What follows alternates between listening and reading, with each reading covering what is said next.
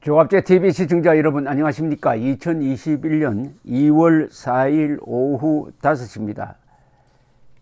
국회가 임성근 부산고법 부장판사 탄핵소추안을 찬성 179표, 반대 102표, 기권 3표, 무효 3표로 통과시켰습니다. 우리 헌정사상 처음으로 현직 판사에 대한 탄핵소추가 이루어졌습니다. 국회 본회의에서는 이 탄핵소추안을 법사위에 먼저 회부하자는 안건을 논의했는데 이것은 부결이 되었습니다. 그래서 본인에 대한 조사 한 번 없이 본인에 대한 청문회 한 번 열지 않고 바로 탄핵소추안을 통과시킨 것은 이 피의자 조사도 하지 않고 검사가 기소한 거하고 마찬가지입니다. 이건 사실 원인 무효입니다. 아니 피의자 조사 한 번도 하지 않고 검찰이 마음대로 기소장을 써가지고 검찰에 내버리면 어떻게 됩니까 이거?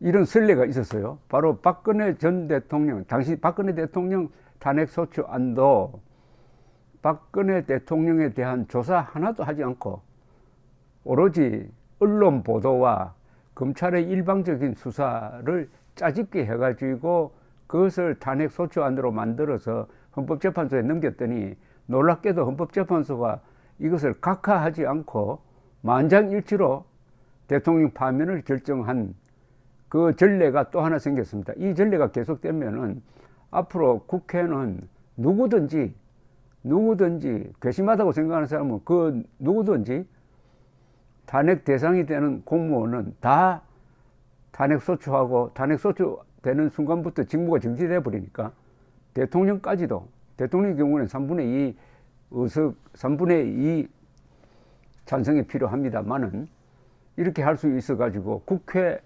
독재의 길을 활짝 열어 젖혔습니다. 그런데 이 탄핵소추안 표결 이틀 전부터 초점이 김명수 대법원장의 거짓말 사건으로 비화하고 말았습니다.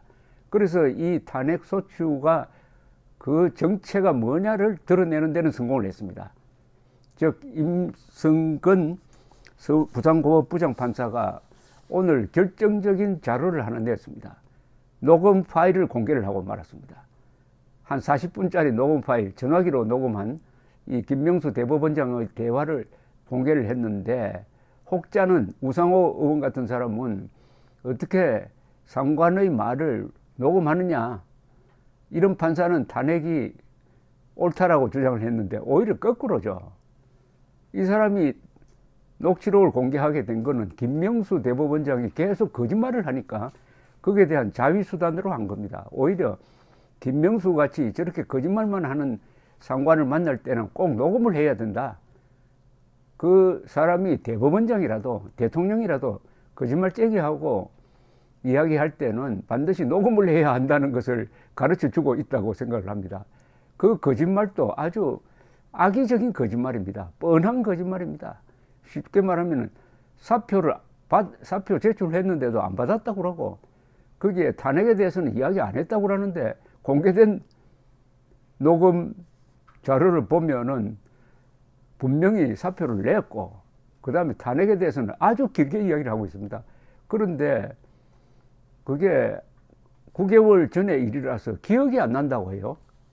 기억이 안 난다고 또 송구스럽다고 거짓말이 들통나니까 이야기를 했습니다. 요컨대 이 사건은 직무유기 정도가 아니라 이건 직권남용입니다. 직권남용으로 형사처벌해야 됩니다. 이 김명수는 형사처벌해야 됩니다. 가장 큰 형사처벌은 임성근 씨가 이미 이른바 사법농단이라고 하는, 사법농단이 아니지만은 이른바 소위 사법농단 사건과 연관돼 가지고 법원 내에서 견책 처분을 받았어요. 또 그 사건은 1심에서 무죄를 받았습니다. 그러면은 탄핵 대상이 될 수가 없는 거죠. 그런데 미래에 탄핵이 들어올지 모르니까 그때까지 가만히 있다가 탄핵을 순순히 받아라는 취지에서 사표를 안 받아주는 거예요. 사표 수리를 안 하는 거예요. 안철수 씨가 적절하게 표현을 했습니다. 정권에게 아부하기 위해서 후배의 목을 바쳤다. 후배의 목을 하나의 뇌물로 바쳤다 했습니다. 인신공양이죠. 뇌물로 바쳤다. 이것은 판사들이 들고 일어나서 문제 해결을 해야 됩니다. 아무리 대한민국 판사가 평소 얌전하고 여러 가지 발언에 행동에 제한이 있다 그러더라도 명백한 거짓말쟁이, 형사사건에 넘겨져야 할 사람을 상관으로 모실 수는 없는 것 아닙니까? 과거에 판사들이 이런 문제가 있을 때 집단 행동한 적이 있잖아요. 그때 집단 행동했던 그 사유에 비하면 이 김명수가 저지른 사유는 그 100배, 1000배, 만배 완전히 사법부를 조롱거리로 만들고 말았습니다. 판사, 여기에 침묵하는 판사들이 있다면은 김명수하고 비슷한 사람이라는 평가를 내리지 않을 수 없고, 그 사람들이 내리는 판결에 누가 승복을 하겠느냐, 이겁니다. 그런데 이게 또 실력이 있을지도 의문입니다. 과연 헌법재판소가 아무리 지금 친정부 쪽으로 기울었다고 하더라도 이렇게 탄핵소추안의 성립 자체가 무리가 있고, 그리고 거기에 들어가 있는 사유는 제가 쓰레기라고 여러 번 이야기하지만은 그건 완전히 임성근 판사의 애국적인 행동을 탄핵 사유로 잡았습니다.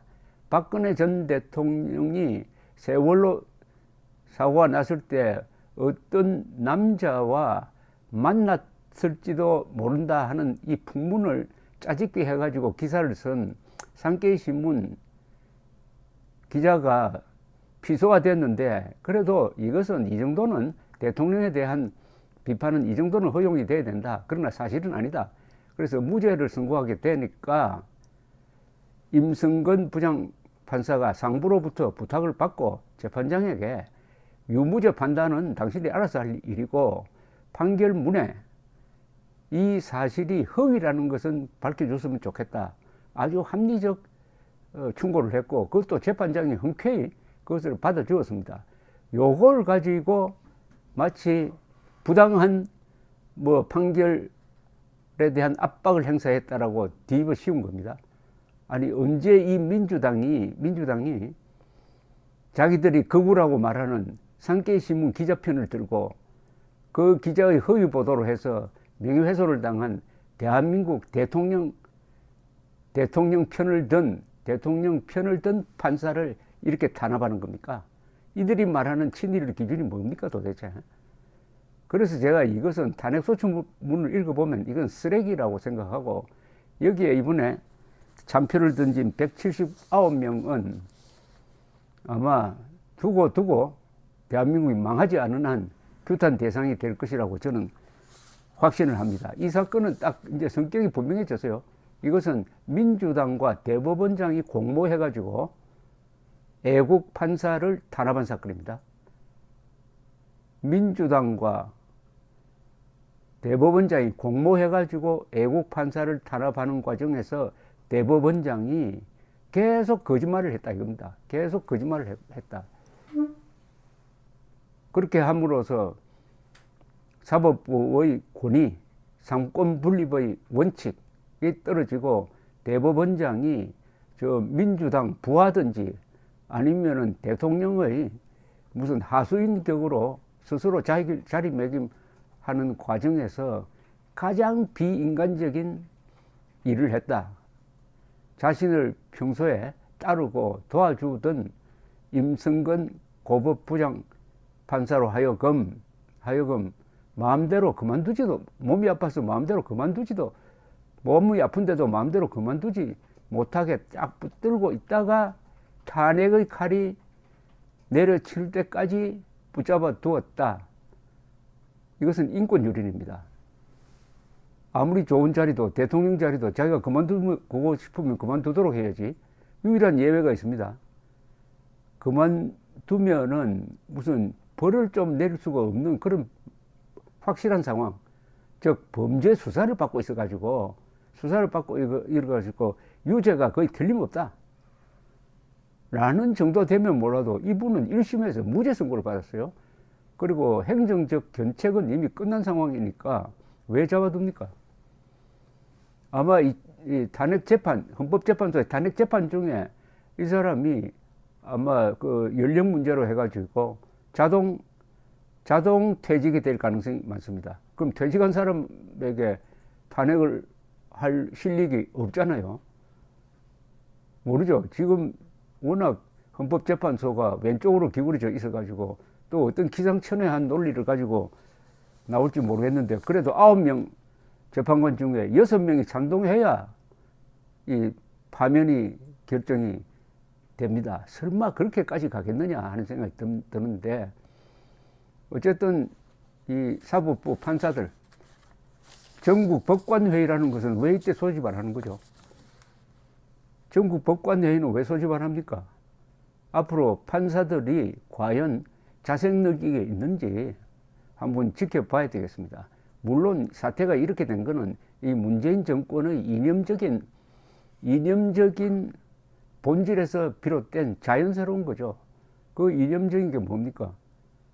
그 일부는 김일성주의 운동권 출신이고 계급 투쟁론자들이고 따라서 대한민국의 정통성을 부정하고 그리고 자유민주적 기본 질서를 부정하고 법치를 부정하고 외교 정책을 펼 때는 반대한민국 그리고 반미 그리고 일본에 대해서는 무조건 저항하는 항일 그리고 북한에 대해서는 종속적인 종북 그리고 중국에는 친중, 종북, 반대한민국, 반미, 항일 이런 노선을 가진 이런 정권이 헌법 개정하지도 않고 법률 해석을 지멋대로 해가지고 법을 악용해가지고 사실상 사회주의 독재 체제로 지금 바꾸고 있다. 베네수엘라의 모델을 따라서 차베스의 공산주의자 차베스가 베네수엘라를 그 좋던 남미 국가를 지금 이런 생지옥으로 바꾸는 그 모델을 따라가고 있는데 저항해야 할 사람들이 제대로 저항하지 못한다. 저항해야 할 사람들이 힘이 있는 사람들이 판사입니다. 판사들이 얼마나 힘이 있습니까? 힘 있는 판사들이 이 문제를 스스로 해결하지 못하면 외부가 해결해야 됩니다. 외부가 이 문제를 해결하면 얼마나 무리가 따르겠습니까? 그럼 외부 세력이 들어가서 김명수 대법원장 문제를 해결한다고 하면은 거기서 어떤 일이 벌어지겠습니까? 제발 판사들이 결자해 주시기를 바랍니다. 감사합니다.